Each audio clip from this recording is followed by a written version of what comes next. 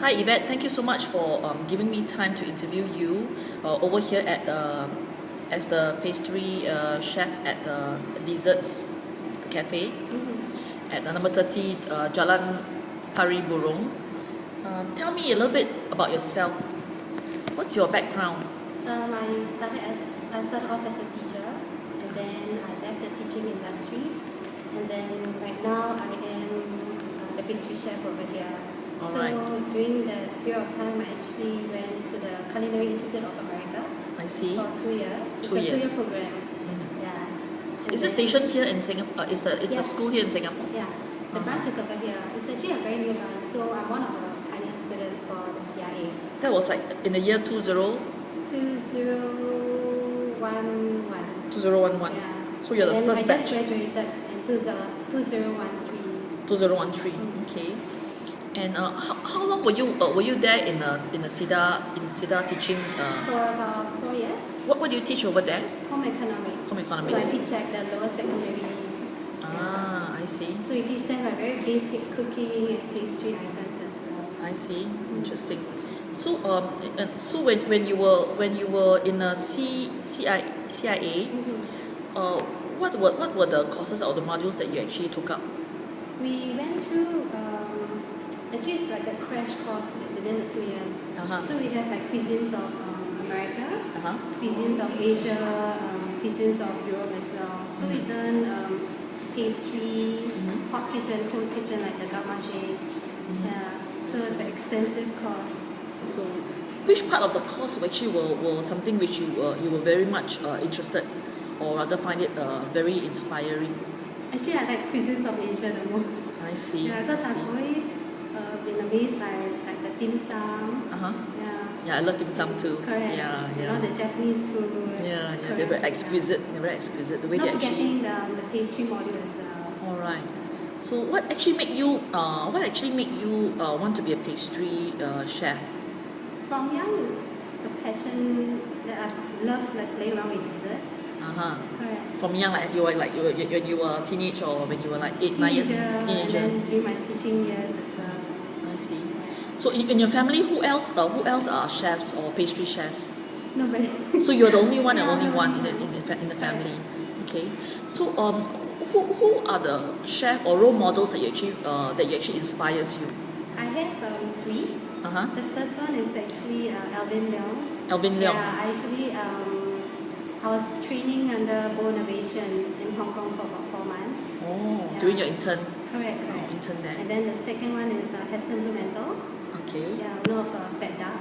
And Fat Duck. lastly is actually Janice Wong. Yeah, so I've got some of my inspirations from her. I see. So these are the people that actually inspires you and move you. Motivates you to actually succeed in your career as a pastry chef. Yeah, correct. Actually, I have no background in the kitchen at all. So this is actually a very new career change for me. I see. Currently, how often do you actually plan the menu over here? Because we just opened up like less than a month. Yeah, but our concept is like a no standard menu. So sometimes within that week, I will find like some inspirations, and then I'll just churn out something and will be on the menu. So it's about 2 weeks. You'll have about 1 to 2 new menu items. You'll interchange. I see. Yeah. So that means safely to say, if you're a month down the line, you would have like easily about maybe 8 different type of items on the menu. Yeah, that's actually new.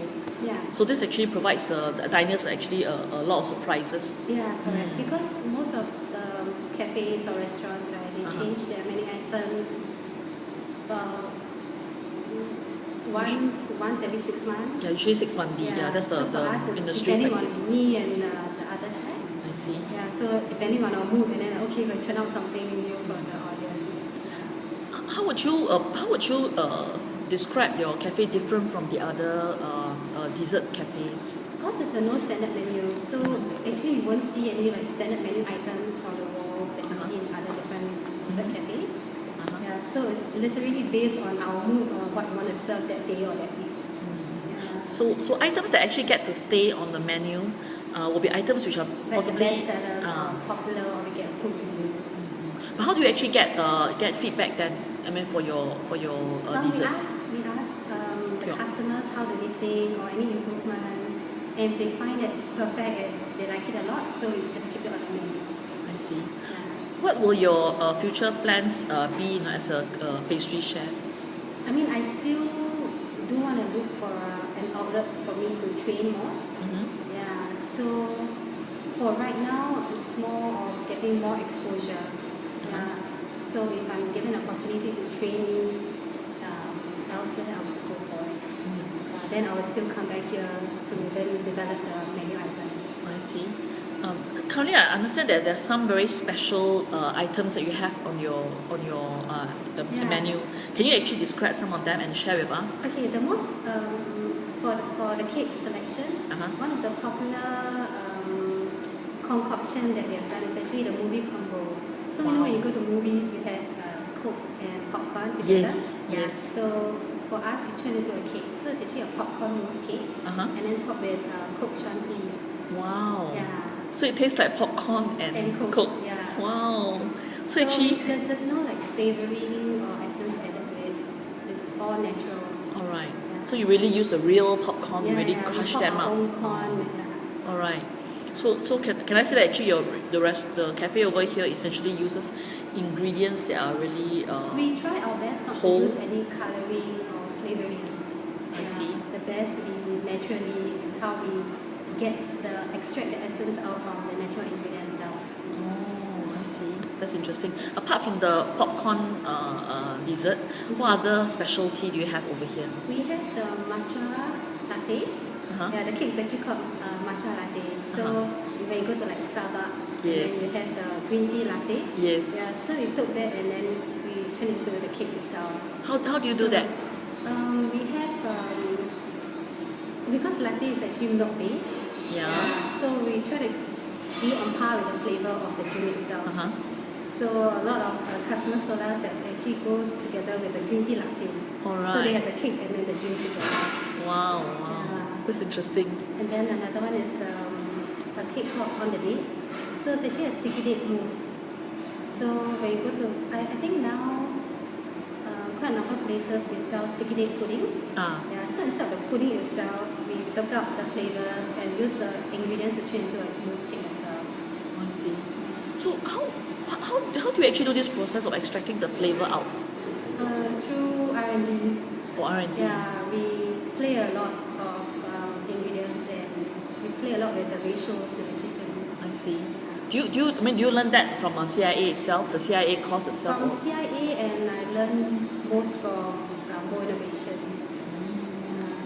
So actually the various places that you actually work at actually helps a lot in terms of giving you a lot of ideas and inspiration. Yeah. And advices from the CIA lecturers as well. Wow. Yeah, so sometimes I will email them like, oh okay, if I bring this down, must I increase this particular ingredient?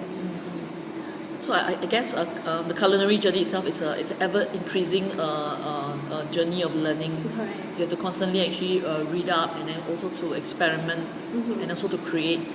Yeah, I guess that's what makes your dessert cafe so interesting and so inspiring. Yeah. Apart from all these examples, are there any other desserts that you want to share with the audience? Yeah, we have one of our best sellers, the passion fruit tart. So instead of the usual lemon meringue tart, we actually turned out passion fruit instead. Alright. And then the most popular chiffon cake is the orange chiffon cake. Orange chiffon cake. Oh, okay. What is so special about the orange chiffon? Okay, because at Bangawan, Solo, and a lot of like Cold Storage, they sell chiffon cakes which are very light. Ours is slightly heavy and moist, and we use like natural juice, like the orange juice itself, the zest. So everything is all natural. So it's more dense compared to whatever that's available in the market right now. So apart from all this, are there any other that you want to share? We will be churning out more interesting cakes. So we'll come here more often to actually find out. Will you be posting on some of the new creations on your Facebook? Yeah, actually every time when we create something new, the first thing you do is to post on Facebook first. I see. That's great. Good to hear that. So thank you so much for your time, and I really wish you all the best. In creating many beautiful works of pastry desserts over here at the Desserts Cafe. Thank you. Thank you very much. Bye.